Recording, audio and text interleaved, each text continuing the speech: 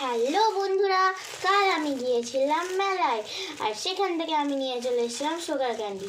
মেলায় যখন গিয়েছিলাম তখন সুগার ক্যান্ডিটা কিন্তু বেশ বড় সড়ো ছিল, কিন্তু এটা আমাকে রাতে খেতে দেয়নি, সেই জন্য আমি এটা এখন খাবো।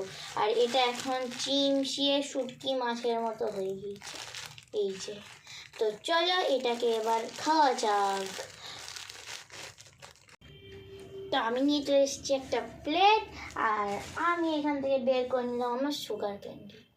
এই যে, এটা হলো একদম ফ্রেশ ফ্রেশ সুগার ক্যান্ডি, এই যে। তো চলো এটাকে এখন আমরা খাবো। Tata, bye bye. তো আমি খেতে শুরু করলাম, একদম চিমসে এমন হয়ে গিয়েছে যে বোঝাই যাচ্ছে না। টাটা।